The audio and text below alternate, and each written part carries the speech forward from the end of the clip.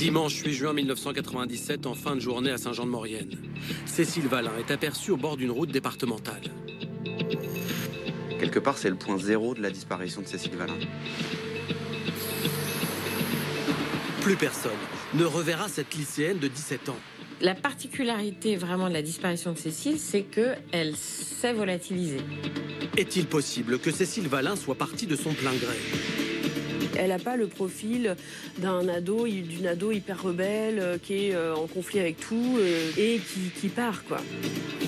Les enquêteurs vont suivre de nombreuses pistes. Et celle d'une mauvaise rencontre est rapidement privilégiée.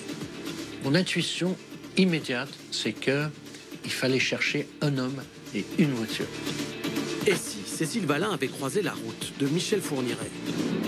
Est-ce qu'un jour, Fourniret va dire finalement Cécile Valin, c'est moi? Deux prêtres vont également retenir toute l'attention des enquêteurs. Il y en a quand même un qui est condamné pour des actes pédophiles, l'autre qui a un port d'armes. Ces deux-là ont exercé à Saint-Jean-de-Maurienne au moment de la disparition de Cécile. Et si la piste d'un proche avait été trop rapidement écartée? C'était pas évident, on avait 17 ans, on était tous sous le choc. Je réponds à chaque question, une fois, deux fois, trois fois, même quand elles reviennent 10 fois. On ne peut disculper personne. C'est en compagnie de Jean-Marc Bloch, ancien patron de la PJ de Versailles, et de Négar Aéry, avocate pénaliste, que nous allons revenir sur cette affaire non élucidée.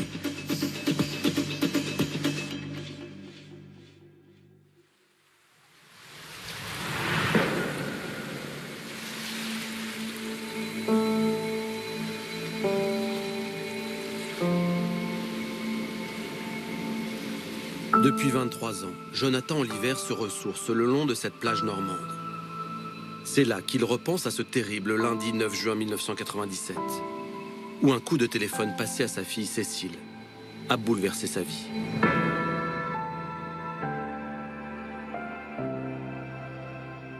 Cet appel-là est figé dans ma mémoire, dans ma tête, dans mon corps.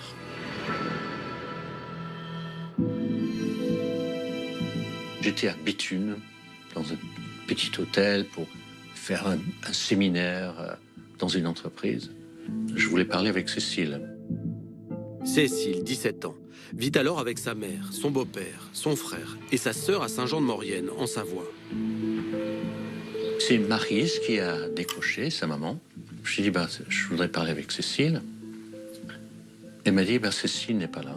Elle n'était pas là quand on est rentré hier soir. Et l'appartement est plein de gendarmes. Et on ne savait pas où elle était. Alors là, c'était comme un coup de couteau dans le ventre.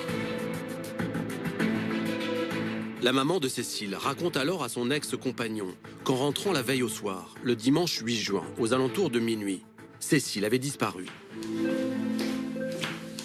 Elle était partie en week-end avec son mari Jean-Paul et leurs 2 enfants. Et Cécile avait souhaité rester à la maison. Et quand ils arrivent à la maison est vide. Elle est nulle part, elle était censée rester à la maison pour travailler, réviser son bac qui était une semaine après. Et donc rien, il rentre, rien. Cécile n'est pas là. Ils vont prendre le répertoire téléphonique personnel de Cécile, sur lequel elle note le numéro de ses copains. Et c'est son beau-père qui va passer un premier coup de fil à un ami de Cécile, qui va lui répondre qu'il ne l'a pas vue et qu'elle ne sait pas où elle est.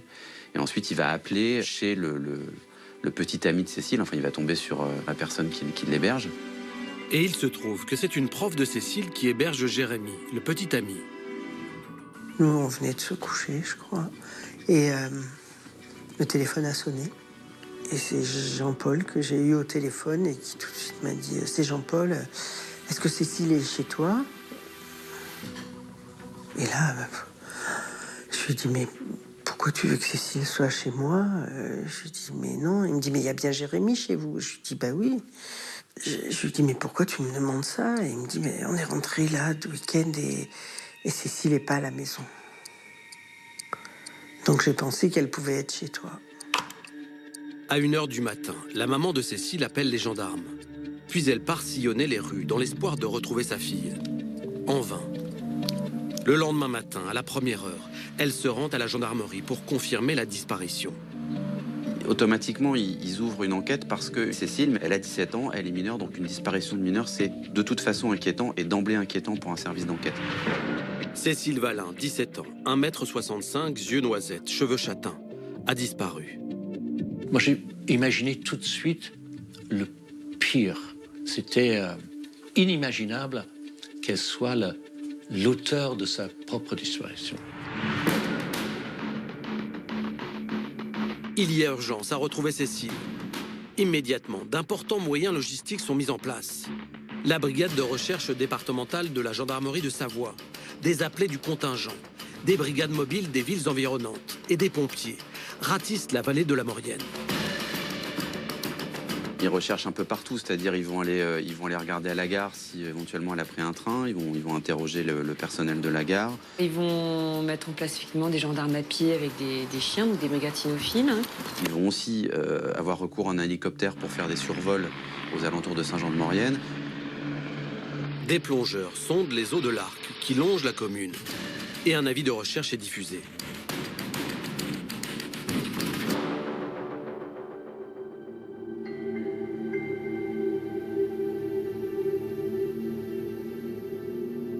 Cela fait maintenant 24 heures que Cécile Valin a disparu.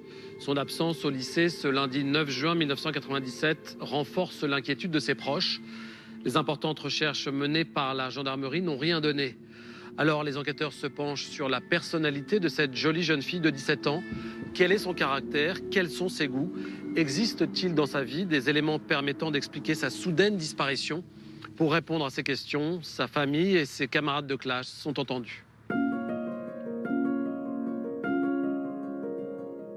Cécile, c'est une très jolie jeune fille. Elle est belle, intelligente, sympa. On a envie d'être copine avec elle, quoi. Tous ceux qui la côtoient disent que voilà, elle a quelque chose que d'autres filles n'ont pas forcément. Une fille qui était à la fois sérieuse, sociable, sympathique. C'est un peu la fille qu'on rêve tous d'avoir, quoi.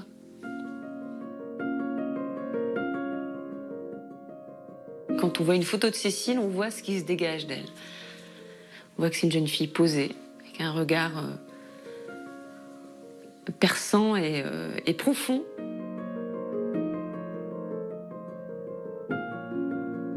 Il y a une gravité en même temps dans le regard de Cécile. Elle a un regard profond, il y a beaucoup de grâce et il y a une gravité.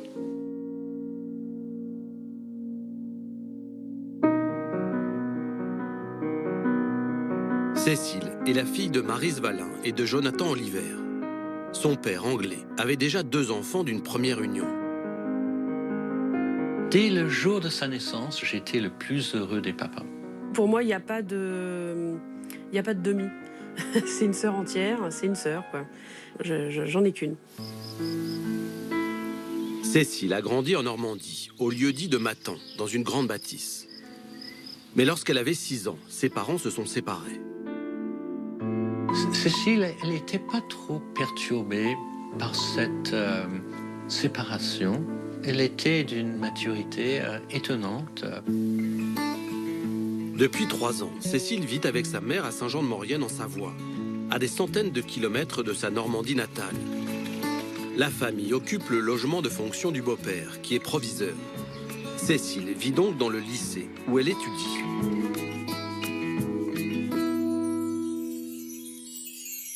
Dans le lycée, tout le monde la connaît. Mais par contre, Cécile, elle n'en tire aucune gloire, aucun avantage.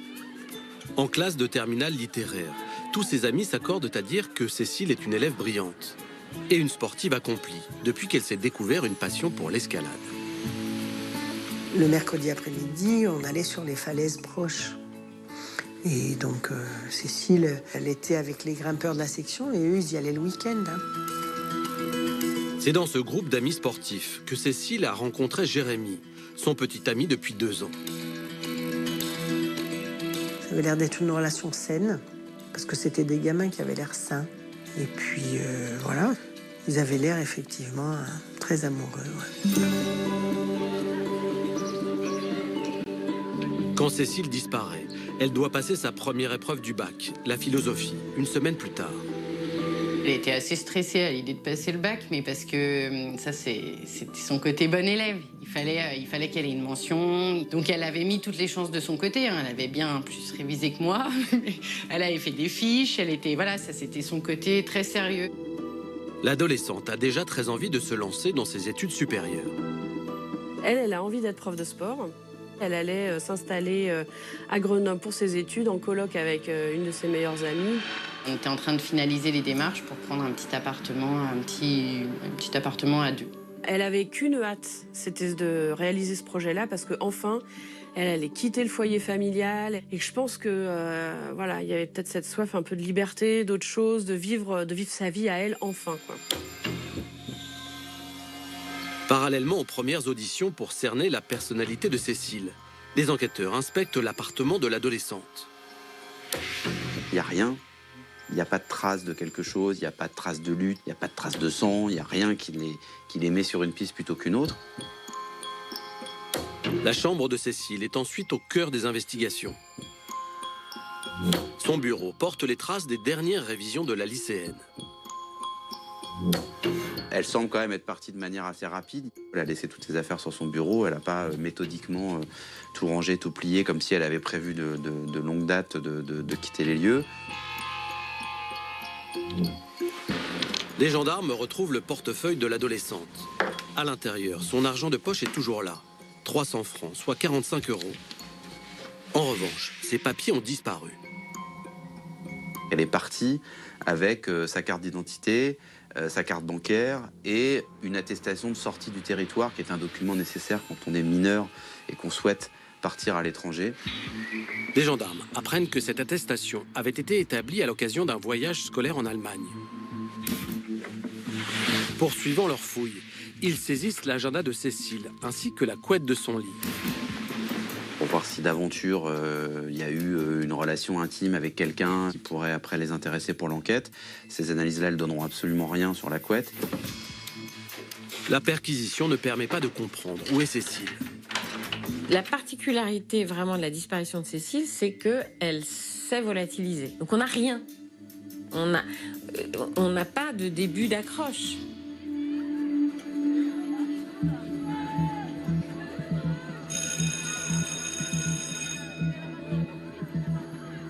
Jean-Marc, nous sommes à côté du lycée où Cécile Valin vivait avec sa mère et son beau-père qui était proviseur. C'est également ici qu'elle suivait ses cours de terminale. Alors sa disparition est immédiatement prise très au sérieux par la gendarmerie de Saint-Jean-de-Maurienne. Quels sont, selon vous, les éléments rapportés par ce début d'enquête qui rendent cette disparition particulièrement alarmante? Immédiatement, la personnalité de cette jeune fille. On l'a vu, Cécile est une jeune fille studieuse qui, à ce moment de l'année, n'a que pour seul objectif de passer et de réussir son baccalauréat. Pourquoi est-ce qu'elle aurait fait une fugue alors que 2 mois plus tard, elle allait pouvoir vivre sa vie de manière indépendante, en dehors du cocon familial, dans une colocation avec sa copine à Grenoble? Qu'est-ce que vous retenez des constatations effectuées lors de la perquisition du domicile de Cécile? Il y a 2 choses un peu différentes.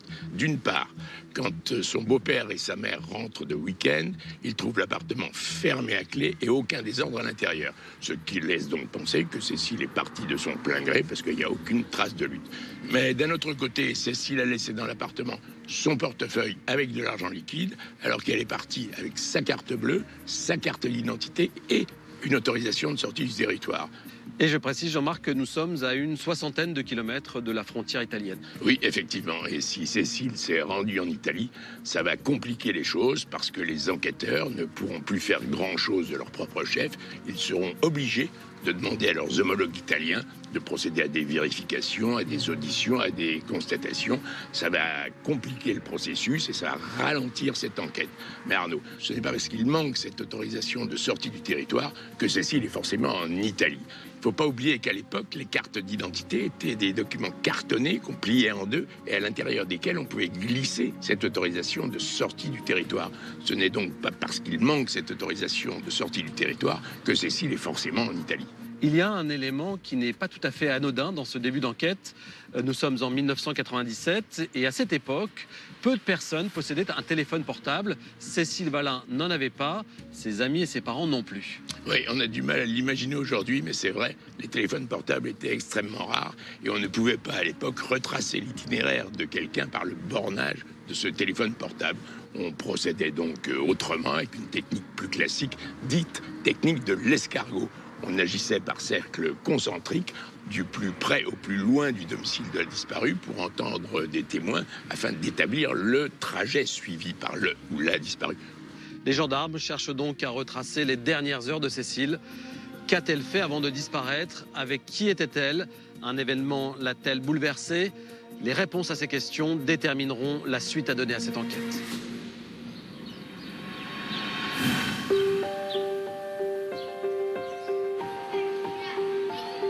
Le week-end de sa disparition est un peu particulier pour Cécile, car exceptionnellement, la lycéenne est seule chez elle. Sa maman et son beau-père sont partis avec sa petite sœur et son petit frère à un baptême dans le sud de la France. Et à tout autre moment, Cécile serait partie avec eux. Mais avec l'imminence du baccalauréat, elle est restée à la maison pour réviser, travailler, préparer. Mais très rapidement, les enquêteurs apprennent que la jeune fille n'a pas fait que bachoter. Le samedi, vers 17h, Cécile a fermé ses cahiers et rejoint ses amis. Quand on a 17 ans et qu'on se retrouve, entre guillemets, subitement seul à la maison, on peut être tenté, c'est le mois de juin, il fait beau, on peut être tenté de se dire, bon voilà, je vais travailler, mais je vais peut-être aussi en profiter pour avoir un peu de liberté.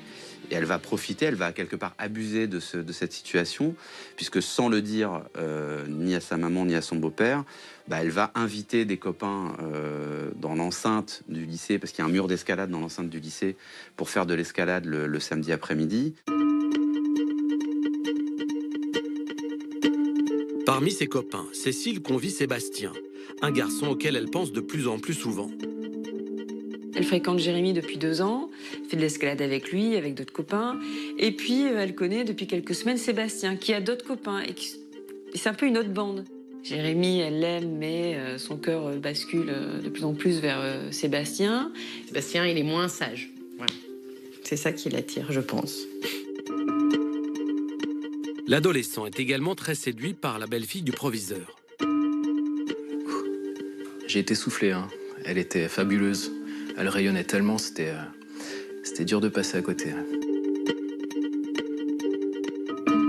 Bon, je suis tombé amoureux assez rapidement, mais bon, elle était d'une beauté naturelle qui vraiment était toute particulière. Ouais.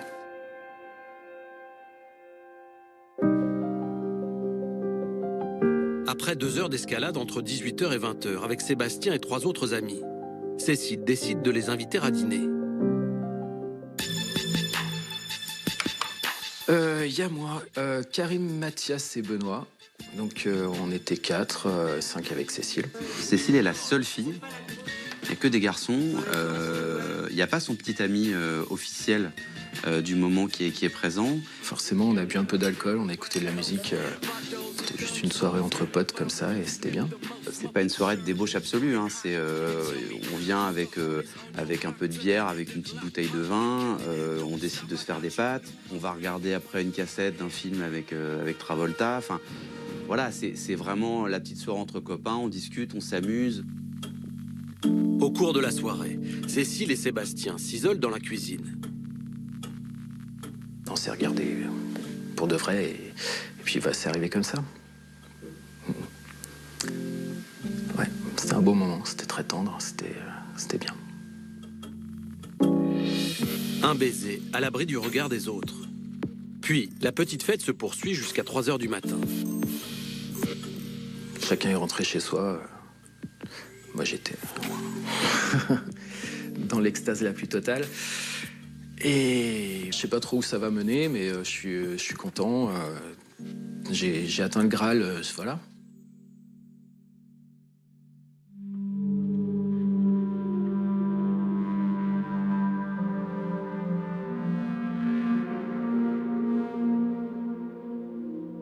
Les gendarmes gendarmes savent maintenant que la jeune fille a bien profité de l'absence de sa mère et de son beau-père. Selon les premiers témoignages, elle a dormi seule dans l'appartement familial après le départ de ses amis. Il faut maintenant établir ce qu'a fait l'adolescente le dimanche en attendant le retour de sa famille. Ce dimanche 8 juin 1997, Cécile a des états d'âme. Elle aime Jérémy, mais elle est en train de tomber amoureuse de Sébastien. Elle a embrassé Sébastien. Donc elle se dit, j'ai peut-être fait une grosse bêtise. C'est-à-dire qu'elle s'est rendue compte qu'elle avait bravé 2 interdits la veille. L'interdit d'abord d'organiser une soirée chez son beau-père et chez sa maman. Et le deuxième interdit qui est celui d'avoir trompé son petit ami officiel avec Sébastien. À 10h45, la lycéenne appelle sa sœur Chloé. J'étais pas chez moi. Je vivais en coloc avec ma cousine, donc c'est ma cousine qui l'a eu au téléphone. Bonjour, c'est Cécile, est-ce que je pourrais parler à Chloé? Elle est pas là, et hop, voilà, c'est tout. Et elle a raccroché. Difficile de savoir ce qu'a fait Cécile ensuite. Une seule chose est sûre, Sébastien est revenu la voir en début d'après-midi. Je reviens, puis bon, voilà. Petite gêne s'installe quand même, puisque voilà, on savait très bien qu'on avait un petit peu dépassé une limite. Quelques minutes après l'arrivée de Sébastien, Cécile reçoit un appel de Kamel, son meilleur ami, son confident. Ce qui avait été prévu, c'est que je l'appelle pour éventuellement passer récupérer des CD que je lui avais prêtés. C'est un appel relativement bref. On échange très brièvement, puisqu'elle me fait rapidement comprendre qu'elle n'est pas seule.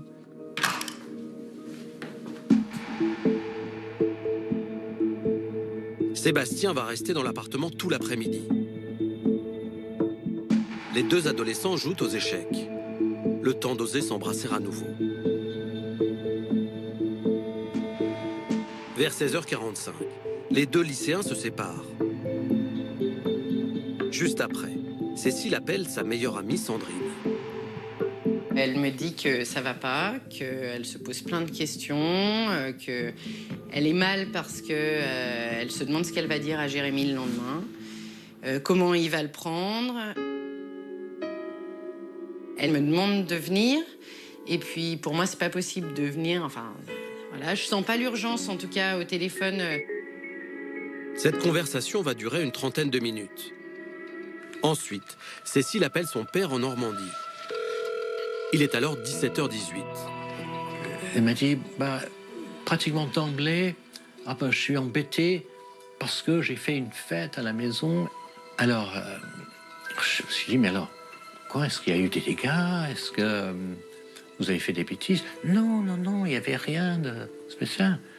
Alors, je lui ai dit, écoute, Cécile, ne te soucie pas de cette histoire-là. Ça n'a pas d'importance. Le plus important, c'est que tu te remets à réviser ton baccalauréat. Et elle m'a dit, justement, je vais m'y mettre. C'est resté gravé dans ma mémoire. Les mots, justement, je vais m'y mettre. Jonathan n'entendra plus jamais la voix de sa fille.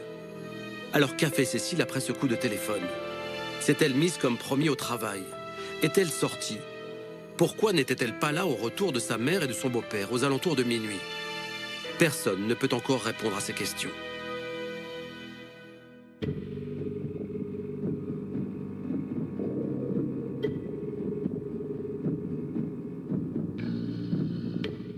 Négard, Cécile Valin a 17 ans au moment de sa disparition. Dans l'hypothèse où elle aurait fugué et qu'elle serait allée se réfugier chez quelqu'un, est-ce que cette personne qui l'héberge a l'obligation de prévenir les services d'enquête pour dire où est Cécile? De manière générale, on a la possibilité d'héberger une personne même portée disparue sans avoir à en référer au service d'enquête. Évidemment, la situation est différente lorsque celle-ci est mineure et que sa disparition jugée suspecte précisément du fait de sa minorité fait l'objet d'une enquête. Donc pour revenir à notre affaire, oui, toute personne qui aurait hébergé Cécile Valin aurait été dans l'obligation d'en informer les services d'enquête. Alors, dès le lendemain de la disparition de Cécile, d'importants moyens logistiques sont mis en œuvre pour la retrouver. En revanche, aucune information judiciaire n'est ouverte. Dans quel cadre l'enquête commence-t-elle? En principe, une enquête ne peut être ouverte que lorsqu'il existe des éléments permettant de soupçonner la commission d'une infraction. Alors, dans le cadre d'une disparition comme dans notre affaire, on n'en est pas encore là, puisque par hypothèse, on ne sait pas si cette disparition a une origine volontaire ou suspecte. Alors le législateur a imaginé un cadre particulier, une espèce de pré-enquête dont l'objet n'est pas de rassembler les éléments de preuve, mais d'essayer de déterminer les causes de l'événement pour vérifier si c'est d'origine criminelle ou pas. Et c'est seulement dans l'affirmative que les investigations se poursuivront sous forme d'une enquête ordinaire, voire d'une information judiciaire. À la suite de la diffusion de l'avis de recherche, des témoignages spontanés vont parvenir aux enquêteurs et permettre de mieux comprendre ce qu'a fait Cécile après avoir appelé son père. Et il semblerait bien qu'elle n'ait pas respecté sa promesse de se mettre au travail. 17h18, elle raccroche le téléphone après avoir dit à son père qu'elle partait réviser. Et 10 minutes plus tard, à peu près... Elle est aperçue à différents endroits dans Saint-Jean-de-Maurienne. Donc il y en a qui l'ont vue près d'une cabine téléphonique, près d'un bar. Il y en a d'autres qui l'ont vue à la gare de Saint-Jean-de-Maurienne. Tout ça dans des créneaux horaires qui sont plus ou moins compatibles les uns avec les autres. C'est le témoignage de Myriam, une copine de classe de Cécile, qui va particulièrement retenir l'attention des gendarmes. J'étais passagère dans une voiture et là, j'aperçois Cécile sur le bord de la route qui marche. Il est 17h45 environ. Elle est vêtue d'un haut clair et d'un bas un petit peu plus sombre. Myriam précise que Cécile marchait seule et qu'elle n'avait pas de sac. Pour moi, elle marchait sans réel but. Du moins, c'est l'impression que ça donnait. Je suis étonnée de la direction qu'elle prend, du fait que ce soit la sortie de la ville et qu'elle se dirige plus vers une route nationale. Que faisait Cécile seule sur cette route, à la sortie de Saint-Jean-de-Maurienne, en direction de Chambéry? On ne peut pas se promener là. C'est à côté d'une route très passante, il n'y a pas de trottoir, il n'y a pas de partie engazonnée. Enfin, c'est vraiment pas du tout pratique. À mon avis, elle est dans sa tête, elle va marcher n'importe où, elle ne réfléchit même pas où elle va. Mais je pense qu'elle marche au hasard pour se vider la tête. Le lieu n'est pas important, l'important c'est de marcher. Son visage me restera toujours en mémoire ce jour-là quand je l'ai vu. Et oui, préoccupée, ça reste vraiment le mot qui pourrait désigner son expression. On sentait la tristesse en la voyant. Pour matérialiser le point de disparition, les gendarmes marquent une croix rouge sur un platane qui borde cette route départementale. Quelque part, c'est le point zéro de la disparition de Cécile Valin. C'est-à-dire que c'est là où on la voit en dernier, vivante, seule, et qu'après, elle disparaît complètement. Un homme se rend alors spontanément à la gendarmerie. Il est persuadé d'avoir croisé Cécile à 2 reprises le jour de sa disparition. À 18h15, puis à 18h45. Il la voit une première fois à l'entrée du village de Pont-à-Mafray, qui est une commune qui est après Saint-Jean-de-Maurienne, et une deuxième fois, environ une demi-heure, 3/4 d'heure plus tard, devant l'école de Pont-à-Mafray de ce même village. Pont-à-Mafray est un village situé à 2 km du domicile de Cécile. Un lieu qu'elle connaît bien, car c'est là qu'elle venait très souvent, sur une via ferrata, faire de l'escalade. Est-ce qu'elle se dirigeait vers ce mur d'escalade? C'est possible, mais ce qui est surprenant, c'est qu'elle n'avait pas emmené ses chaussons d'escalade, elle n'avait pas sa tenue. Et puis, a priori, il n'y a aucun témoignage de jeunes qui l'auraient vu arriver à ce mur d'escalade. Alors, où se rendait Cécile? Avait-elle un rendez-vous? En tout cas, ce qu'on sait, c'est que personne n'a jamais dit « j'avais rendez-vous avec elle, elle n'est pas venue ». Je l'attendais, elle n'est pas venue. Voilà, ça, personne ne l'a jamais dit. Et pour autant, elle était décidée à aller quelque part.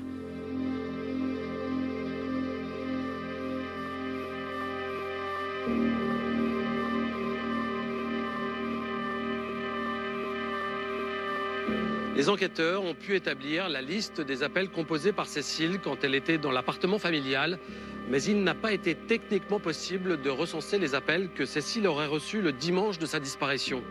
On ne peut donc pas savoir si quelqu'un lui a téléphoné pour lui donner rendez-vous. Les recherches dans la région se poursuivent et les gendarmes, qui privilégient la piste du départ volontaire, envisagent toutes les hypothèses. La première idée, ça a été de se dire, bon, elle est peut-être partie faire un tour en montagne. Et puis l'accident en montagne, c'est quelque chose qui existe toujours.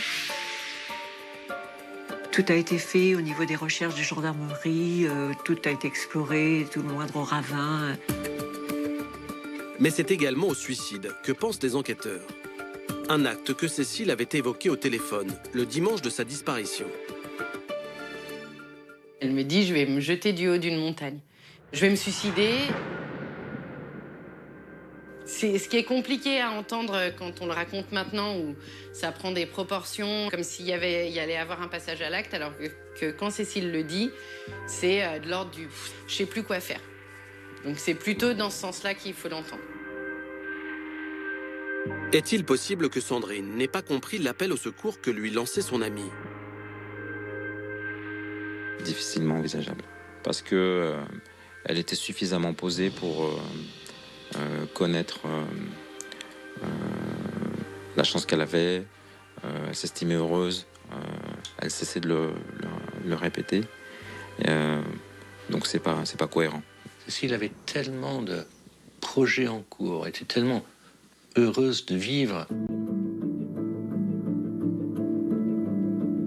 Reste la piste de la fugue. Alors, cette hypothèse de départ volontaire de fugue, elle se heurte au témoignage de ses proches. Elle n'a pas le profil d'une ado hyper rebelle qui est en conflit avec toute la société, voilà, et qui part, quoi. Pourquoi partir et comment vivre seul? Ces questions restent sans réponse. Toujours aucune nouvelle de Cécile. En vérifiant son compte en banque, les enquêteurs constatent qu'aucun retrait n'a été effectué. Or, ils savent que la lycéenne est partie sans argent et sans affaires. D'abord, les cartes bancaires, elles ne bougent pas, il n'y a pas de retrait, donc elle ne les utilise pas. À un moment donné, il faut bien qu'elle dorme quelque part, qu'elle mange quelque part. Elle a 17 ans, elle n'a pas l'habitude de partir comme ça. On peut se dire qu'au bout de 24, 48, 72 heures, il faudra qu'elle fasse appel à quelqu'un. Et ce quelqu'un, forcément, va signaler la chose. C'est-à-dire que plus les jours passent, plus la fugue, ça tient de moins en moins. Mais la mère de Cécile a envie de croire à cette hypothèse. Elle enregistre un message destiné à sa fille sur le répondeur du domicile familial. Allô, Cécile. Tu sais ce qui se passe, c'est pas grave du tout. On t'attend. Tu rentres quand tu veux, tu nous laisses un message. Mais Cécile n'appelle pas. Une semaine déjà qu'elle a disparu. On attend un coup de fil, chaque appel, chaque sonnerie de téléphone. On va avoir une nouvelle. Et si elle a vraiment voulu partir d'elle-même, dans tous les cas, le bac, elle peut pas le louper. Elle va revenir juste avant. On a vraiment cet espoir, en fait. Il y avait une espèce de...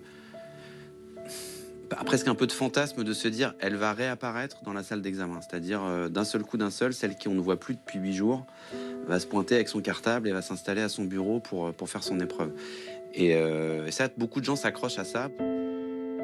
Arrive enfin le jour de la première épreuve du bac. C'est la philo, la matière préférée de la lycéenne. J'arrive dans la pièce où nos noms et prénoms sont placés sur les tables. Là, je cherche mon nom. Et au milieu de la pièce, je tombe sur le nom de Cécile. Je me rends compte que ma place est à côté de la sienne.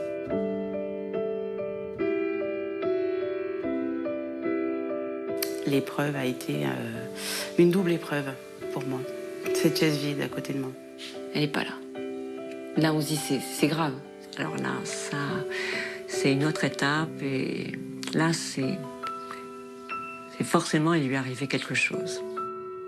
Là, on n'est plus dans la disparition, dans le coup de tête, dans la fugue. On est dans quelque chose de beaucoup plus inquiétant.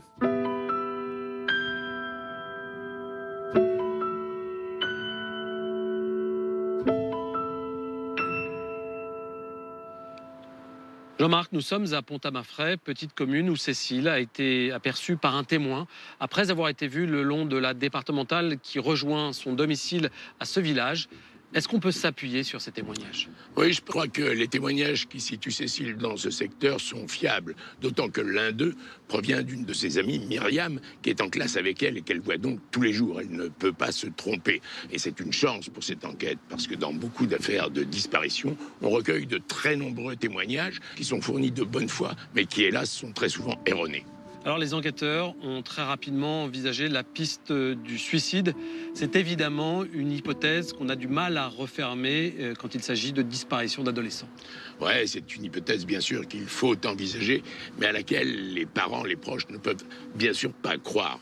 Mais dans notre affaire, je ne crois pas du tout que ce soit le cas. Tous les témoins décrivent Cécile comme une jeune fille plutôt gaie, plutôt enjouée, qui travaille bien à l'école, qui fait du sport, qui a un petit copain. C'est pas du tout le profil de quelqu'un de dépressif. Je remarque qu'il y a quand même cette phrase qu'elle prononce au téléphone à son amie Sandrine, « Je vais me suicider ». Ouais, mais je crois qu'il ne faut pas prendre ces mots au pied de la lettre. Ils sont prononcés à un moment où Cécile se sent coupable. La veille au soir, elle a invité chez elle des amis sans en prévenir son beau-père et sa mère. Et puis, elle est sortie avec un garçon qui n'est pas son petit copain habituel. Pour moi, cette phrase veut simplement dire « J'en ai marre, j'ai fait une connerie, je ne sais pas comment je vais m'en tirer ». On sait maintenant avec une quasi-certitude que Cécile est partie à pied de chez elle sans prendre ses affaires, sans argent liquide et qu'elle n'a pas utilisé sa carte bleue. Ouais, pour moi, ça signifie qu'elle est simplement sortie pour s'aérer la tête. Si elle s'est dirigée par ici, vers la Via Ferrata, c'est parce que c'est un endroit qu'elle aime bien, qui lui rappelle de bons souvenirs et qui lui permet de penser à autre chose, d'oublier ces petits tracas quotidiens d'adolescente. Quelques jours après la disparition, une information judiciaire pour enlèvement est ouverte. La piste criminelle est maintenant clairement privilégiée. Les enquêteurs de la brigade de recherche de Chambéry se lancent sur la piste de la mauvaise rencontre. Et si Cécile, en sortant prendre l'air ce dimanche 8 juin 1997, en fin d'après-midi, avait croisé un prédateur?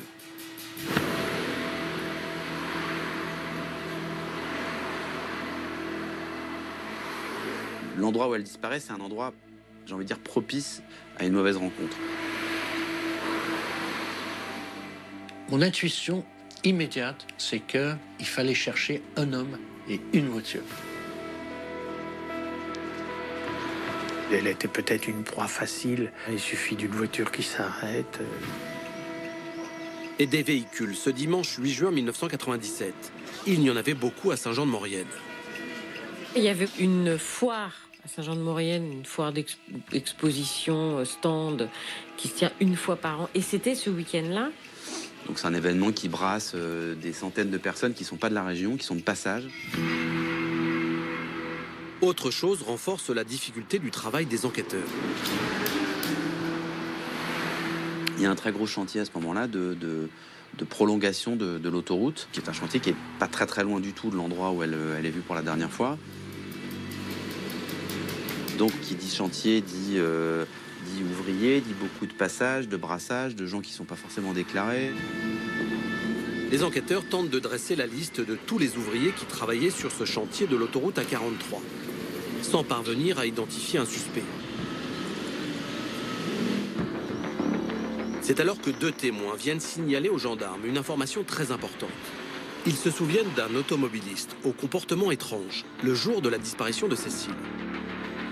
Ces deux témoins viennent voir les gendarmes de leur propre chef pour leur parler d'un van qui est matriculé dans le département de la Haute-Garonne. Cette voiture-là, elle attire l'attention parce que notamment, il y a quelqu'un qui reste au volant. C'est un conducteur d'une trentaine d'années, de type méditerranéen, qui reste au volant et qui semble pas tendre. Les gendarmes, ils vont prendre ce témoignage-là très au sérieux, parce qu'on va se rendre compte qu'ils ont fait des recoupements assez incroyables pour essayer d'identifier à partir de tous les propriétaires de vannes de ce type en France, avec des immatriculations, des morceaux d'immatriculation, etc. Ils vont vraiment tirer sur ce fil parce que ils ont peut-être une impression que ça peut les emmener sur le bon chemin. En tout, près de 300 véhicules de type van vont être contrôlés. Mais aucun ne correspond aux véhicules recherchés. Cela fait 10 jours que Cécile Valin a disparu. Pour les enquêteurs, la piste du prédateur ne fait maintenant plus aucun doute. Comment Cécile a-t-elle été enlevée? Où est-elle? Est-elle encore vivante? Est-elle morte? Ces questions insoutenables obsèdent ses proches. On peut penser un scénario et dans la seconde qui suit, penser exactement autre chose. C'est-à-dire, elle est morte, elle est vivante. Donc c'est un truc, c'est juste une torture constante et c'est juste des trucs que horribles. Et en fait, c'est hyper lourd, émotionnellement, c'est super dur, quoi. Et contre toute attente, c'est à près de 300 km de Saint-Jean-de-Maurienne que l'affaire va rebondir par l'arrestation d'un homme au profil plus que douteux. Le 18 juin, les douanes françaises arrêtent au niveau de Morteau, dans le Doubs, un homme, Jean-Marc Reiser, qui revient de Suisse. Et quand il fouille son véhicule, il découvre des choses plutôt inquiétantes.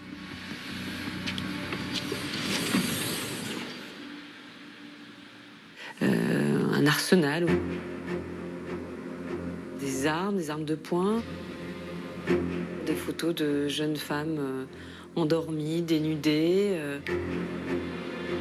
Et sur une de ces photos, il y a un visage. La photo n'est pas très nette et pas de très bonne qualité, mais il y a un visage qui, au premier regard, ressemble à Cécile Valin. Est-il possible que Jean-Marc Reiser ait enlevé Cécile Valin? Donc immédiatement, ils transmettent aux gendarmes qui enquêtent sur la disparition de Cécile. Ils leur disent, voilà, on a arrêté ce type, on est 10 jours après la disparition de Cécile. Dans sa voiture, il y a tout un tas d'éléments qui en font quelqu'un d'assez inquiétant. C'est alors que les gendarmes apprennent que cet homme âgé de 37 ans a déjà été impliqué dans une affaire de disparition. Il se trouve qu'il est le dernier à avoir vu vivante une jeune femme, représentante de commerce. Françoise Oman a disparu en 1987, après avoir démarché Jean-Marc Reiser chez lui. Entendu à plusieurs reprises, l'homme a toujours nié être impliqué dans cette affaire. Mais pour les enquêteurs, le doute subsiste. Il y a donc urgence à savoir ce qu'a fait Reiser le jour de la disparition de Cécile Valin. Ils s'aperçoivent que le soir de la disparition de Cécile, le dimanche soir, il effectue un retrait de carte bancaire à Strasbourg, parce qu'il est originaire de Strasbourg, lui, et que donc il peut difficilement être en fin de journée le dimanche à Strasbourg et 1 heure ou 2 avant sur le bord d'une route à Saint-Jean-de-Maurienne, parce que là, il y a quand même plusieurs centaines de kilomètres. L'homme a donc un alibi solide. Quant à la photo retrouvée dans le coffre de sa voiture, vérification faite, il ne s'agit pas de Cécile, mais de l'ancienne compagne de Jean-Marc Reiser.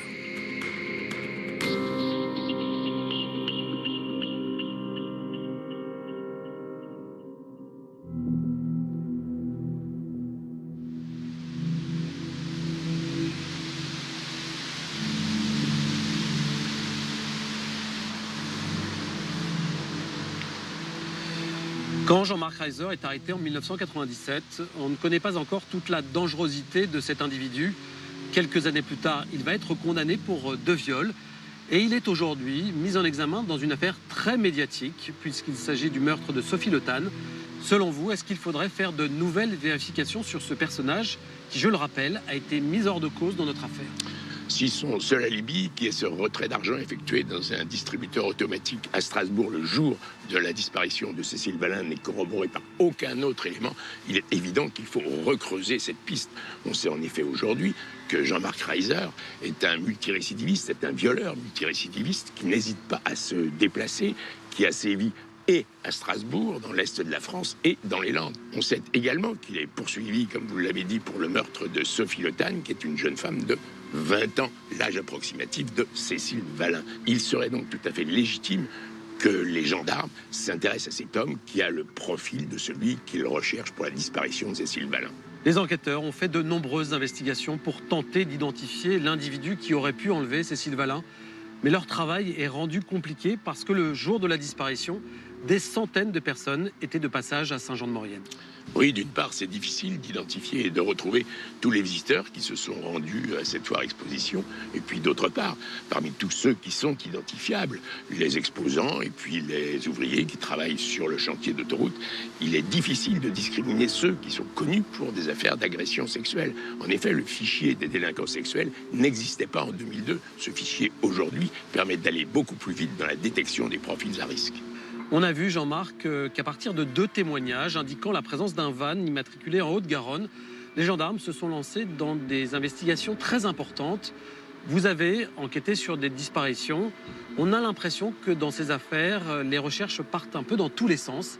Est-ce qu'il existe une méthode spécifique à ce type d'enquête ? Contrairement aux affaires d'homicide où on a des protocoles d'enquête bien établis, gel de la scène de crime, intervention de la police technique et scientifique, intervention de la médecine légale, audition de témoins, recueil de témoignages, enquête de personnalité, en matière de disparition, on n'a pas de base de départ. Toutes les hypothèses peuvent être envisagées.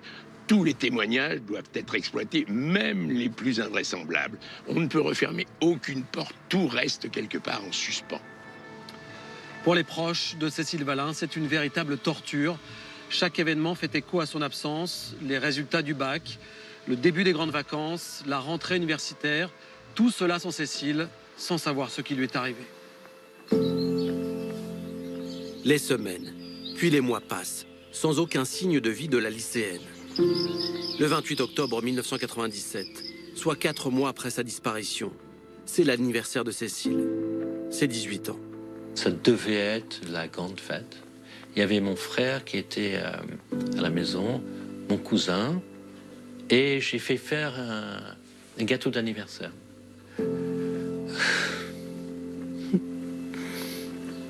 J'ai mis l'assiette à la place de Cécile. Ça ne servait à rien, mais c'était voilà, une façon de penser à elle qui, quoi qu'elle soit devenue, elle reste au quotidien dans ma vie. La maman de Cécile garde espoir de retrouver sa fille vivante. Et pour continuer d'y croire, Maryse Valin est prête à tout. Il est entouré de médiums qui voient Cécile dans des lieux très différents et souvent éloignés de Saint-Jean-de-Maurienne. Ça peut paraître saugrenu parce qu'on a eu des témoignages. J'ai vu votre fille à La Rochelle, un autre médium, je l'ai vu je sais plus où.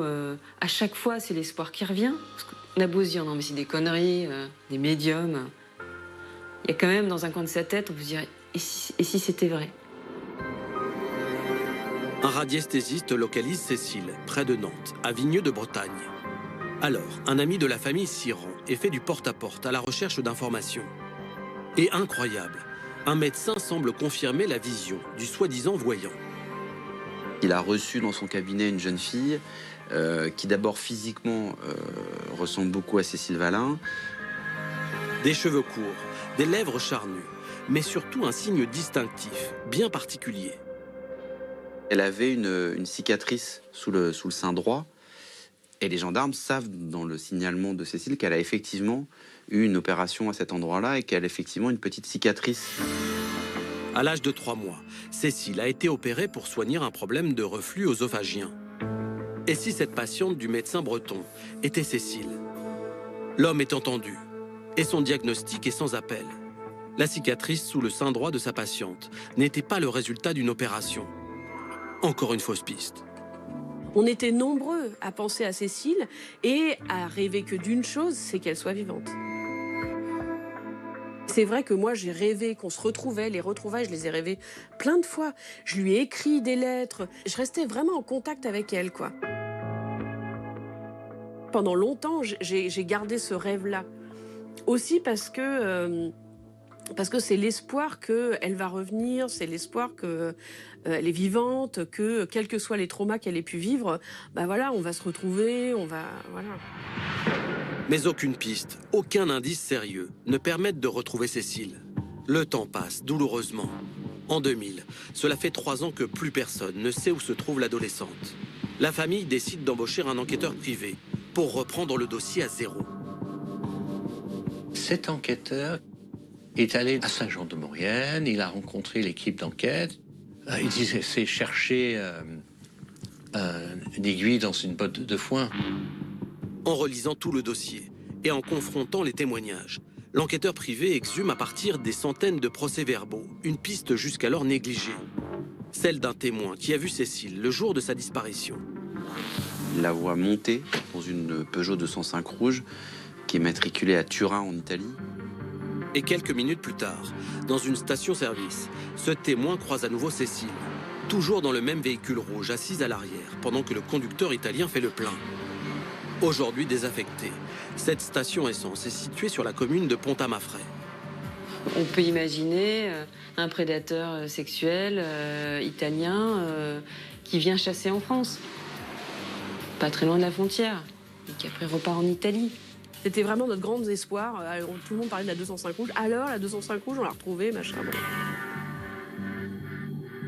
Il y a eu pendant un temps infini des palabres entre les enquêteurs français et les enquêteurs italiens.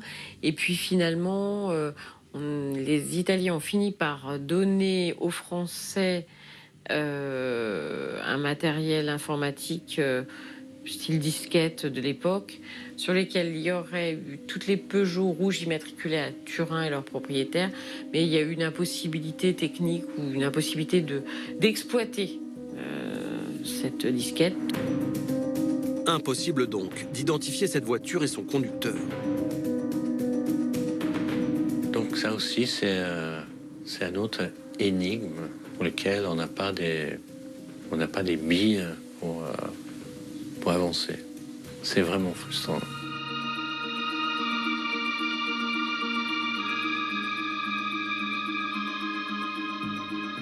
Négard, la famille de Cécile Valin a fait appel à un enquêteur privé. Ce dernier a eu accès à l'enquête menée par les gendarmes. Est-ce que les parties civiles, dans notre cas les parents de Cécile, ont le droit de transmettre le dossier d'instruction à une tierce personne? Non, Arnaud. Alors c'est vrai que les parties ont accès au dossier par l'intermédiaire de leur avocat, mais parce que l'instruction est secrète, elles ne peuvent pas faire ce qu'elles veulent des informations recueillies. Et à cet égard, la transmission du dossier à des tiers leur est interdite. Très concrètement, lorsque l'avocat récupère le dossier, il peut en transmettre une partie, voire la totalité, à son client, mais à la triple condition que le juge d'instruction soit informé, qu'il ne s'y oppose pas et surtout que le client lui-même atteste qu'il ne transmettra pas à son tour les éléments du dossier à des tiers sous peine d'une amende de 10 000 €. Donc pour revenir à notre affaire, si les parties civiles pouvaient communiquer oralement au sujet du dossier d'instruction à un enquêteur privé, elle ne pouvait en revanche pas lui transmettre le dossier physiquement. On l'a vu avec cette histoire de voiture immatriculée à Turin. Les enquêteurs français ont eu beaucoup de mal à obtenir des informations de la part de leurs homologues italiens. Comment concrètement s'organisent les coopérations internationales dans le cadre d'une enquête criminelle ? Alors là encore, comme souvent en matière pénale, il y a des conflits d'intérêts. C'est-à-dire que d'une part, on a la souveraineté des États et de l'autre, on a la volonté que l'auteur d'une infraction ne puisse pas se réfugier de manière impunie sur un territoire. Donc il a fallu que les États s'entendent avec des accords bilatéraux ou encore des conventions d'entraide judiciaire. En pratique, un État requérant va demander à un État requis de procéder à des investigations sur son propre territoire. C'est ce qu'on appelle les commissions rogatoires internationales. Et cet État requis, s'il n'a pas émis de réserve au moment de la signature de l'accord, devra les réaliser. Les années passent sans qu'aucun élément ne permette d'élucider l'affaire. Il faut attendre 4 ans après la disparition de Cécile pour qu'un nouveau témoignage vienne relancer les investigations. Et si finalement l'auteur des faits était de la région ? Les gendarmes reçoivent la visite d'une femme qui vient leur dire, voilà, mon ex-mari qui était psychiatre à Chambéry est décédé. Et quand j'ai vidé son domicile, sous son lit, j'ai trouvé, il y avait des revues porno, mais il y avait surtout tout un tas d'éléments sur Cécile Valin. Une revue de presse, des avis de recherche. Pourquoi cet homme a-t-il gardé toutes ces années ces documents concernant la disparition de Cécile? Les gendarmes décident de se rendre au domicile du psychiatre. Sur un de ces avis de recherche, il y a un post-it avec une annotation, un prénom, qui est celui de sa fille, en fait, qui est barré. Ça fait partie d'une bizarrerie, quelque chose qui interpelle un peu les gendarmes. Dans une boîte, sur un meuble, plusieurs chèques sont découverts. Émanant d'une femme qui avait été professeure de Cécile, au lycée justement de Saint-Jean-de-Maurienne. Coïncidence très troublante. Avec ces chèques, un lien matériel entre Cécile et ce psychiatre est donc établi. On aurait bien aimé que cette découverte elle soit faite du vivant du psychiatre, parce qu'on aurait pu lui poser les questions. Mais bon, il est parti dans la tombe avec son secret. Est-ce qu'il a nourri une obsession sur elle post-disparition, ou est-ce qu'il est pour quelque chose dans sa disparition? En tout cas, on n'a rien trouvé de plus. L'enquête a juste permis d'établir que la prof du lycée de Cécile qui avait fait l'échec était une des patientes du mystérieux psychiatre. Un an plus tard, au printemps 2002, c'est un appel téléphonique passé à la mère de Cécile qui va faire rebondir l'enquête.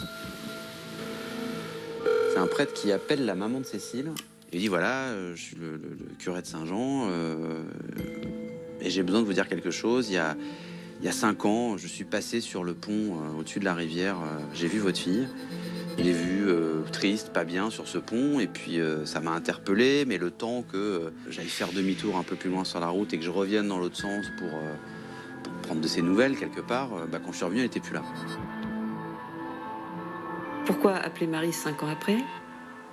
On se dit c'est pour faire du mal ou enfin pourquoi il n'a pas parlé tout de suite? C'est vrai que cet appel téléphonique 5 ans plus tard est extrêmement surprenant. Et en même temps, qu'est-ce que ça nous dit? Est-ce que c'est lui qui aurait enlevé Cécile? C'est vraiment bizarre. C'est vraiment bizarre.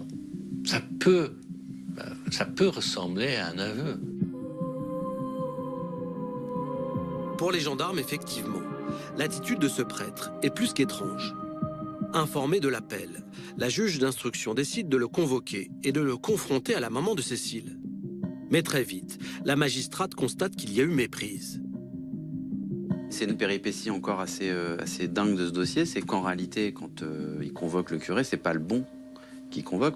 La maman de Cécile a compris que c'était le curé de Saint-Jean. En fait, c'était l'ancien curé de Saint-Jean. Mais bon, le juge et les gendarmes, eux, ils font une confusion et ils convoquent le curé actuel qui n'est pas le même. Donc forcément, ce curé, quand il est convoqué pour parler de la disparition de Sylvain, il comprend rien parce que c'est pas lui qui a appelé la maman de Cécile, il comprend pas de quoi on lui parle. Donc voilà, c'est là qu'ils se rendent compte qu'il y a une erreur sur la personne. Le curé ressort donc libre du bureau du juge. Mais chose extraordinaire, 10 jours après cette confrontation, il revient dans l'actualité pour une toute autre affaire. Il va être interpellé et mis en cause dans une vaste affaire de pédophilie. L'arrestation de l'abbé Dufour fait alors grand bruit. Alors, ce sont à chaque fois des jeunes gens ou des hommes. Donc, si on regarde clairement, Cécile n'a pas le profil des victimes de l'abbé Dufour. Pour avoir été partie civile contre l'abbé Dufour, je sais assez de son mode opératoire pour savoir que, a priori, un enlèvement et un passage à l'acte immédiat avec une disparition, ça correspond ni à son profil, ni au profil de ses victimes, ni à sa façon de passer à l'acte. L'abbé Dufour a de surcroît un alibi solide. Il n'était pas à Saint-Jean-de-Maurienne le jour de la disparition de Cécile. Son implication est donc écartée. En revanche, les gendarmes s'intéressent à l'ancien curé, celui qui a appelé la maman de Cécile pour dire qu'il avait vu l'adolescente sur un pont. Et ils découvrent un personnage vraiment troublant. On se rend compte que il a une camionnette, qu'il a un port d'armes, ce qui est quand même surprenant pour un curé. Le curé est alors entendu. Il répète ce qu'il a dit au téléphone à la mère de Cécile et explique avoir tardé à livrer son témoignage de peur de ne pas être pris au sérieux. Son attitude est étrange, mais aucun élément matériel ne permet de le relier à la disparition. Après 2 ans d'investigation, la piste des prêtres se referme. Les enquêteurs, persuadés que Cécile a fait une mauvaise rencontre, continuent de s'informer sur les affaires criminelles qui font l'actualité. C'est comme cela qu'ils s'intéressent en juin 2003 à l'arrestation d'un homme qui a tenté d'enlever une jeune fille marchant le long d'une route. L'affaire a eu lieu en Belgique et ce prédateur s'appelle Michel Fourniret.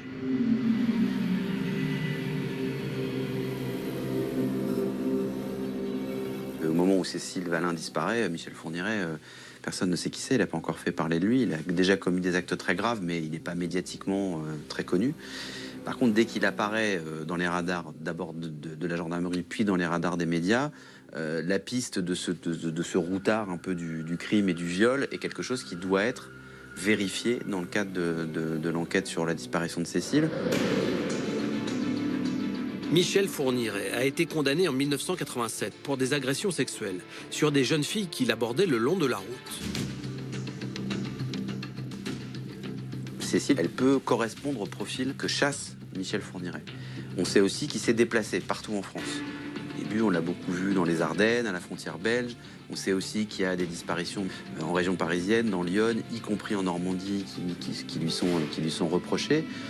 Donc, pourquoi pas la savoir? Et en plus, les enquêteurs découvrent qu'il avait une nièce qui habitait pas très loin de Saint-Jean-de-Maurienne. Donc, ils vont essayer de voir si, au moment de la disparition de Cécile Vallant en 97, si Michel Fourniret, il côtoyait cette nièce, il était peut-être venu la voir. La nièce de Michel Fourniret va être entendue, mais elle déclare que son oncle n'est venu la voir qu'une seule fois, en 1981. La juge d'instruction estime cependant que la piste Fourniret doit être creusée. On sait que Fourniret est un prédateur absolu, qu'il avait cette obsession des jeunes filles et on sait de lui de façon certaine que pendant une période, il a agressé et tué. Et puis, il y a une période où il est officiellement, on va dire, en sommeil. C'est-à-dire, c'est la période où pendant laquelle on ne sait pas ce qu'il peut avoir fait. Donc, c'est la période où on peut penser qu'il est passé à l'acte, mais qu'on ne sait pas sur qui, ni où, ni comment. Et 1997, c'est cette période, justement. La juge demande alors que les éléments pileux retrouvés dans la camionnette de Michel Fourniret soient comparés avec l'ADN de Cécile. Quand Fourniret est arrêté, on saisit sa fameuse camionnette dans laquelle il a pris l'habitude de commettre ses enlèvements et de transporter ses victimes. Et donc cette camionnette, elle est complètement ratissée. Et les techniciens y prélèvent à peu près 600 éléments pileux, des poils, des cheveux. Alors, ils prélèvent tout ce qu'ils trouvent en fait sur les sièges, à l'arrière de la fourgonnette. Les résultats tombent. Aucun élément pileux retrouvé dans la camionnette ne match avec l'ADN de Cécile. Et de l'autre côté, c'est pas parce que rien ne match qu'il est mis hors de cause. Après, on sait que tous les éléments pileux qui sont dans la voiture de Fourniret n'ont pas fait l'objet d'expertise poussée parce que ça coûte beaucoup d'argent. Et qu'il y a un choix qui est fait de dire on en prend une partie, mais en faire 600 ou 700, c'est énormément d'investissements financiers. Et donc, en réalité, on se retrouve face à cette problématique où il pourrait avoir été là, il pourrait avoir participé à l'enlèvement, à la disparition de Cécile. Ce qui est dingue, c'est qu'on est tellement... entre guillemets aux abois, quoi, on a besoin de savoir que du coup on serait presque soulagé que ce soit ça, quoi. Alors que c'est juste un truc horrible. Hein. Est-ce qu'un jour Fourniret va dire finalement Cécile Vallant c'est moi? J'attends rien de Fourniret. Je refuse absolument de lui faire plaisir en évoquant le fait que ce serait potentiellement lui et qu'il jouisse du fond de sa cellule de se dire qu'on va attendre qu'il dise quelque chose. Et s'il est pour quelque chose dans la disparition de Cécile, j'espère que quelqu'un d'autre nous parlera de lui. Je ne serais pas ravi de découvrir que Cécile fait partie des victimes de Fourniret. Mais en tout cas, j'espère que quand je saurai enfin ce qui est devenu, j'espère que je serai prêt à tout entendre.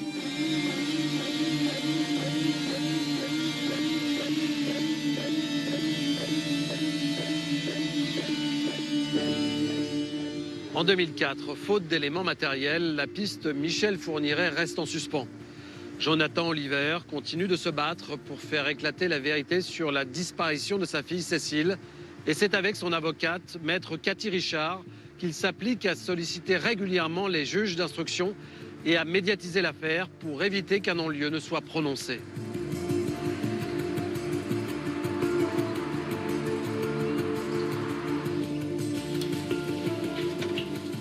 John ne lâchait rien, donc il était tout le temps fourré chez le juge d'instruction et à chaque fois que le juge d'instruction a voulu classer l'affaire, il a dit c'est pas le hold-up du supermarché de Brive-la-Gaillarde, hein, c'est une disparition d'enfants mineurs et il a rien lâché.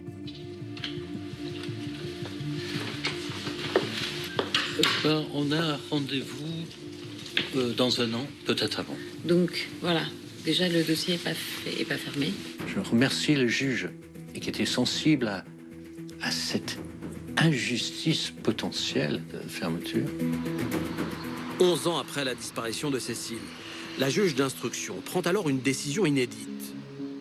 En 2008, la juge d'instruction, les enquêteurs, l'avocate du papa de Cécile se mettent d'accord pour effectuer une opération de fouille un petit peu particulière en fait au niveau de l'autoroute A43. La possibilité, c'était que Cécile soit enterrée dans les soubassements des fondations de l'autoroute. Une nouvelle épreuve pour la famille de Cécile et un terrible paradoxe. Quoi, on va sonder une autoroute pour voir si le corps de ma sœur il est pas là sous l'autoroute dans les travaux là. Ça m'avait dévasté. Tu reçois une bombe, c'est juste horrible quoi. Et puis en même temps, on a presque l'espoir qu'ils vont la retrouver. Quand on était en route pour Saint-Jean-de-Maurienne, je me souviens que Jonathan était dans le train, très partagé. Et il me disait, mais ce qui est terrible, c'est que je voudrais savoir, et donc j'ai un espoir que cet acte d'instruction aboutisse. Et à la fois, je ne peux pas espérer qu'on trouve ma fille morte.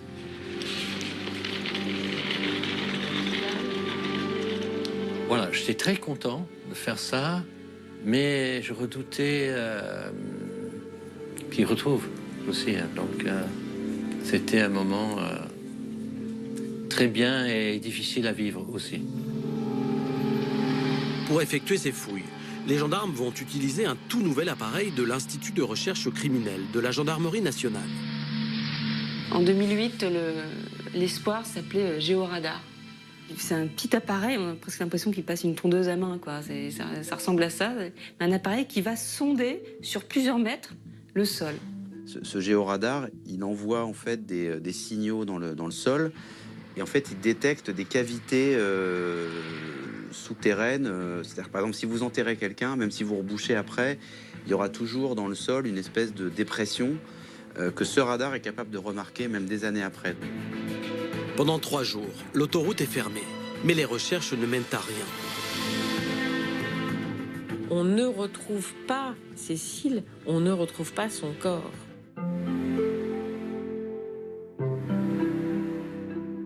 Négard, Cécile Valin a disparu en 1997, grâce notamment au combat de son père, Jonathan Oliver, et de celui de son avocate, Cathy Richard. Le dossier n'a jamais été clôturé. Est-ce qu'il existe une durée maximale pour les instructions des affaires criminelles non élucidées ? Non Arnaud, le code de procédure pénale ne mentionne aucun plafond chiffré pour limiter la durée de l'instruction, mais évoque un délai raisonnable dans lequel il faut mener les investigations. Alors c'est évidemment un concept assez flou qui s'évalue au cas par cas en fonction de la gravité des faits et de la complexité des investigations à mener.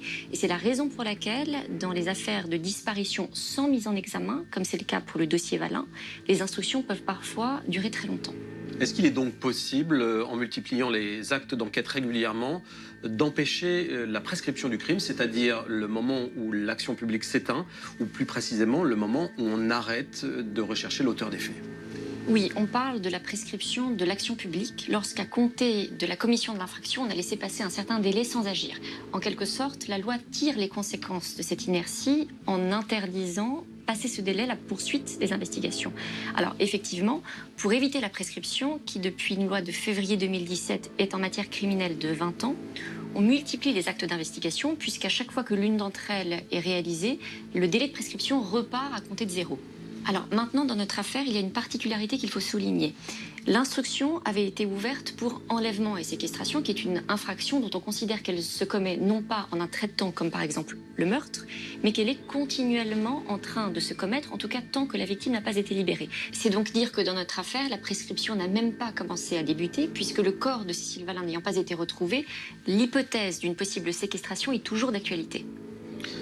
En 2008, soit 11 ans après les faits, la section de recherche de Chambéry est saisie du dossier. C'est un nouveau souffle dans l'enquête. Les gendarmes décident alors de suivre une toute nouvelle orientation, celle des proches de Cécile et plus précisément celle de ses amis.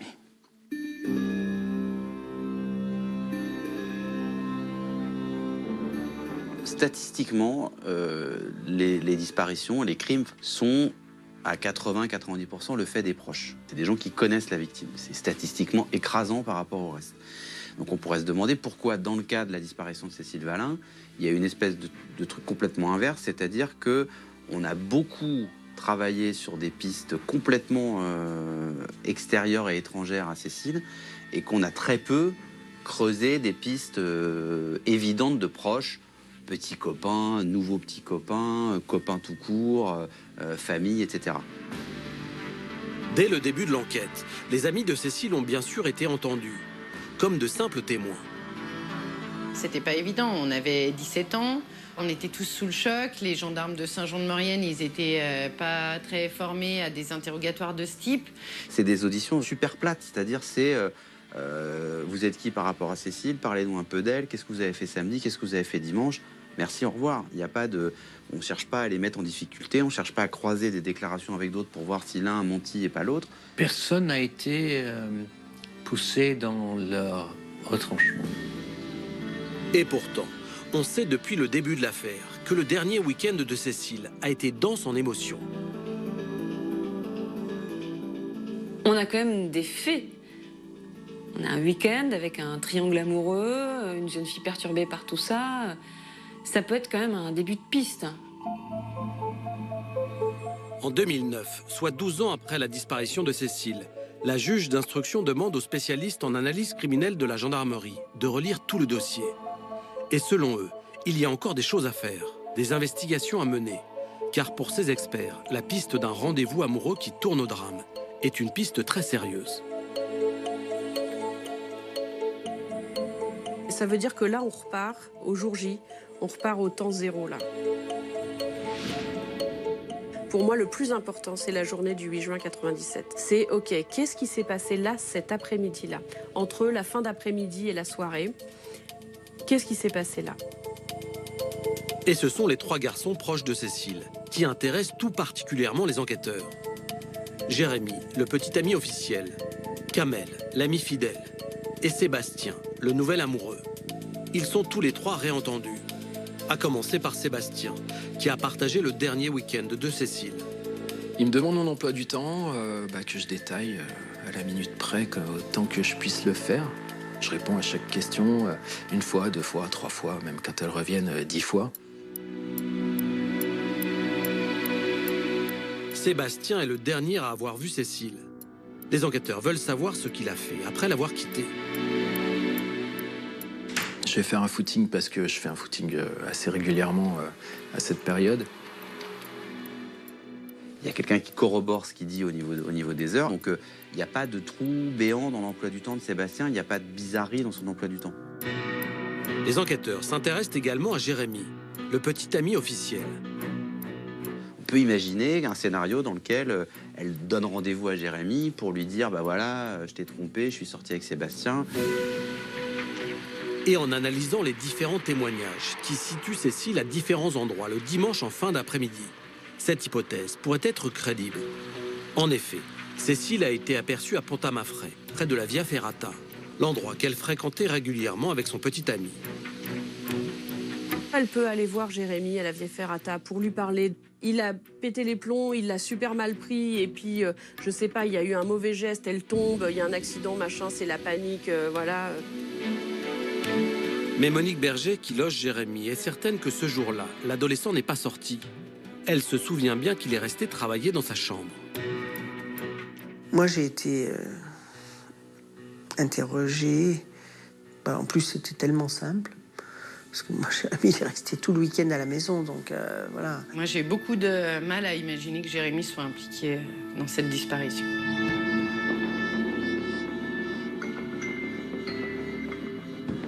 Dans l'entourage proche de Cécile Valin, il y a un troisième garçon, Kamel.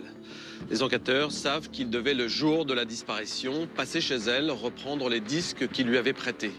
Les gendarmes ont aussi compris que Kamel était le confident de la lycéenne. Alors est-il possible que Cécile ait décidé de le rejoindre le dimanche en fin d'après-midi pour lui faire part de ses états d'âme amoureux?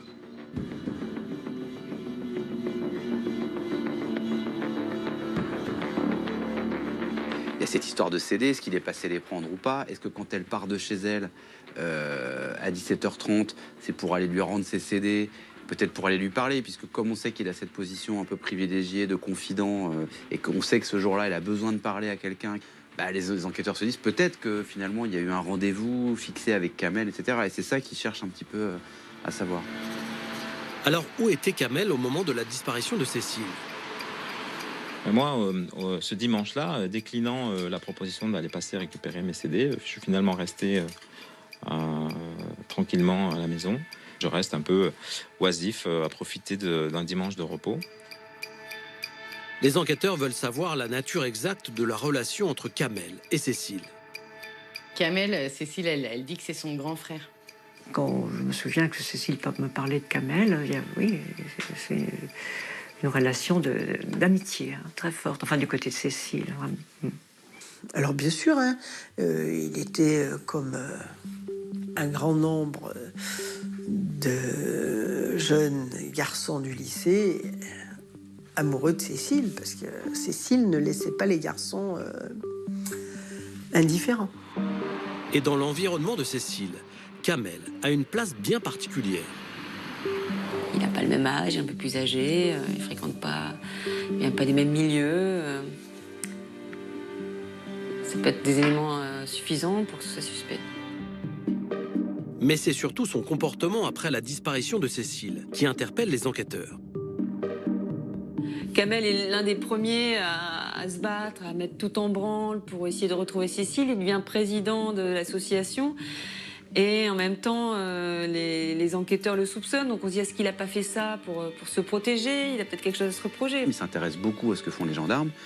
Et les gendarmes, par expérience, parce qu'ils ont connu d'autres affaires dans le passé sur d'autres sujets, ils savent aussi que parfois, les personnes qui s'intéressent beaucoup à une enquête, c'est pas seulement pour savoir si elle avance bien, c'est aussi pour savoir comment elle avance et si potentiellement ça peut nous mettre en difficulté à un moment donné. Donc, ils ont cette petite intuition qu'une personne qui s'investit autant peut avoir une idée derrière la tête. Les gendarmes vont surveiller les déplacements de Kamel et écouter ses conversations téléphoniques pendant plusieurs semaines. L'objectif et la préoccupation dominante, c'est de retrouver Cécile. Donc on est prêt à accepter absolument toutes les questions et toutes les explications pour arriver à atteindre cet objectif-là. Si c'est le chemin le plus court pour retrouver Cécile, alors allons-y. Toutes ces dernières vérifications sur Kamel ne mènent à rien. Le jeune homme est totalement mis hors de cause. Les enquêteurs ferment définitivement la piste des proches.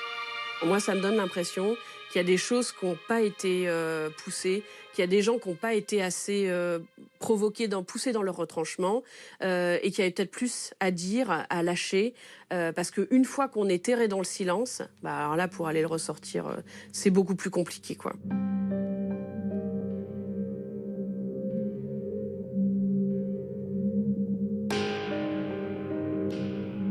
Jean-Marc, est-ce que vous vous étonnez, comme le journaliste Damien Delseny, que les gendarmes n'aient pas, dès le début de leur enquête, creusé la piste des proches pour expliquer la disparition de Cécile Valin?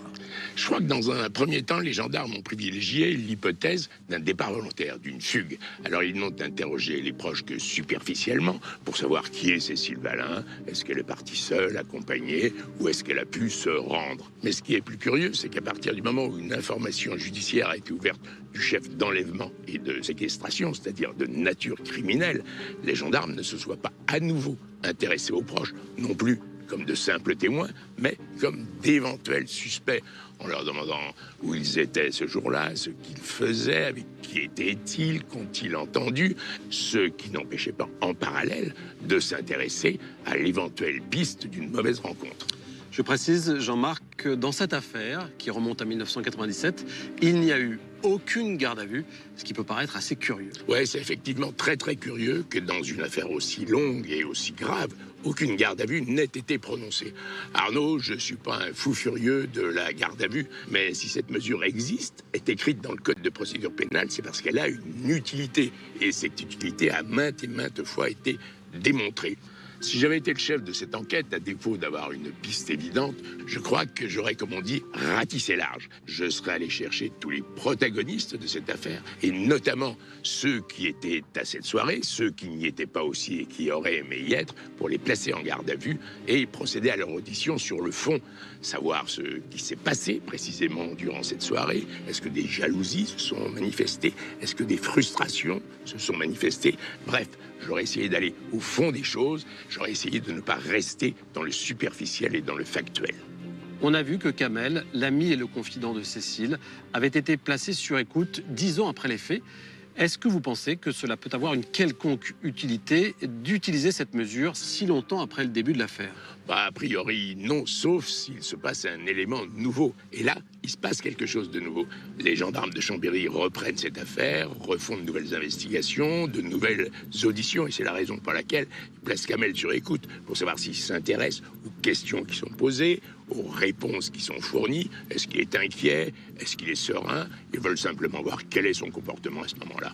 Ce qui a conduit les gendarmes à s'intéresser plus particulièrement à Kamel, c'est qu'au début de l'enquête, il s'est beaucoup investi dans les recherches. Oui, on a vu certaines affaires où des personnes qui ont été des moteurs dans les recherches, je pense bien sûr à Patrick Henry, à plus récemment Jonathan Daval, se sont avérés finalement être les auteurs de la disparition, de l'enlèvement ou du meurtre.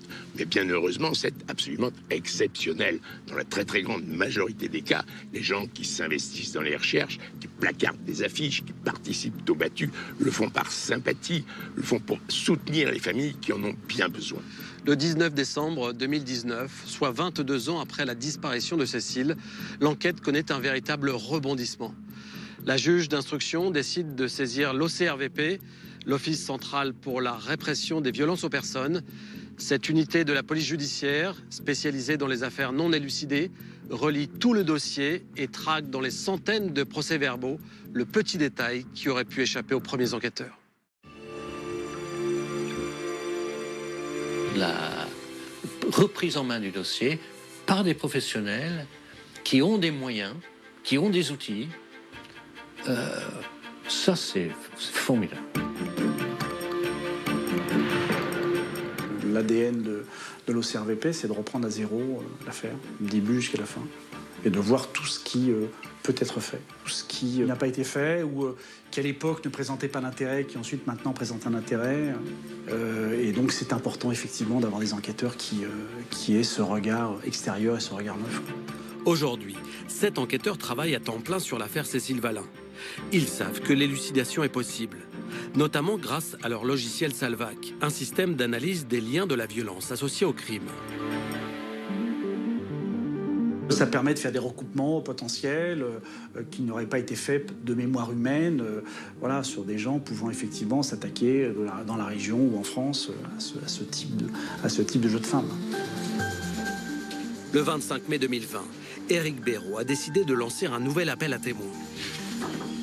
Des gens qui auraient eu peur de parler, qui n'auraient pas souhaité parler à l'époque et qui se disent tiens, peut-être ce que j'ai vu, ça me semblait pas important et si c'est peut-être important, donc je vais en parler à la police.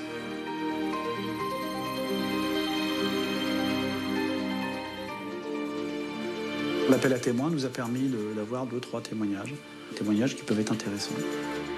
Éric Béraud sait qu'il y a encore de nombreuses investigations à mener.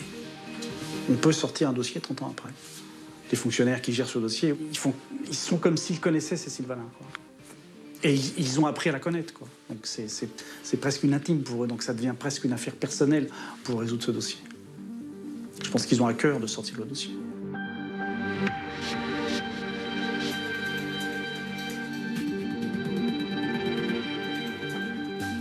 Jean-Marc, nous sommes dans les locaux de l'OCRVP, dont les enquêteurs travaillent actuellement sur le dossier Cécile Valin.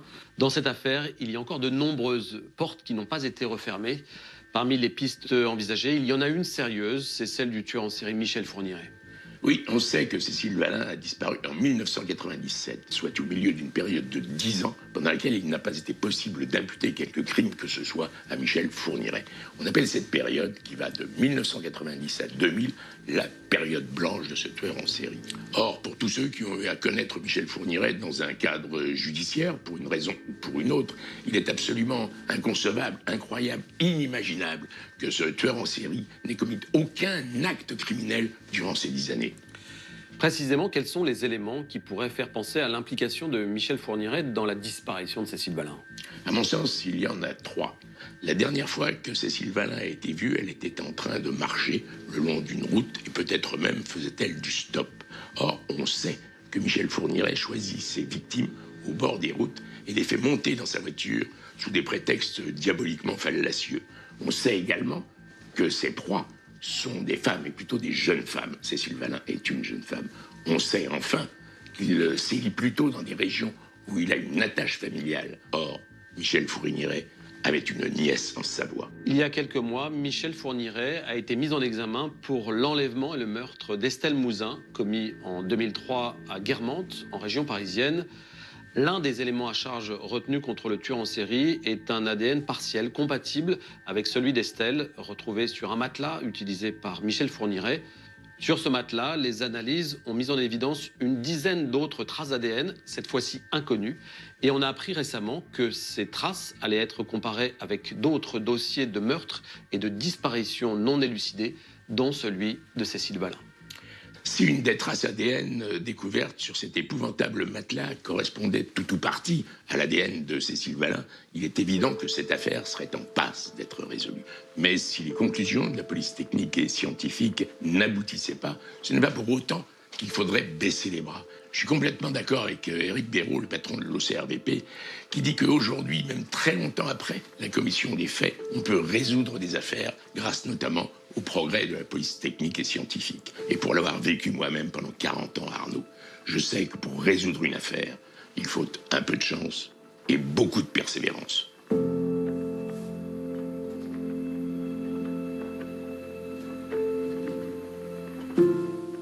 J'ai pas espoir qu'on connaisse un jour la vérité, j'ai la rage qu'on connaisse un jour la vérité. Vraiment, quelle que soit la manière dont elle est morte, ou qu'elle soit vivante, on a besoin juste de savoir. Il y a quelqu'un qui sait, et peut-être que cette personne-là, avec le temps qui passe, finira par nous dire la vérité. Peut-être. On m'a enlevé la présence de ma fille pendant plus de 20 ans. Et ça, quelle que soit l'issue des recherches, ce serait toujours une énorme injustice. Il y a quelque chose qui s'est arrêté dans toutes nos vies. Il y a un endroit de notre vie où ça s'est arrêté. Là, j'ai quand même été jusqu'à prendre le poids de 2 personnes. Encore pour l'instant. Alors, je fais le chemin de lâcher, de m'en libérer, mais...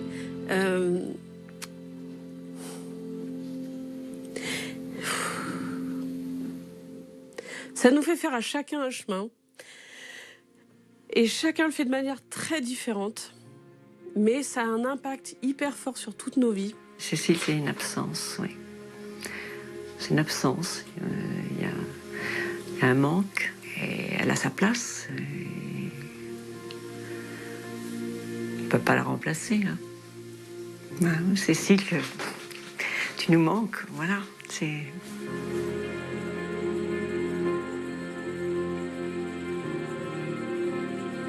Je parle avec Cécile tous les jours, donc avec des mots d'amour. Voilà, les mots d'une infinité d'amour pour Cécile. C'est la voix du marcheur, en fait, Jonathan. C'est un peu un pèlerin. Il cherche, il essaye tout ce qui est possible, calmement, mais sûrement. Il avance toujours. Depuis 23 ans. Il a passé plus de temps à chercher sa fille qu'à vivre avec elle.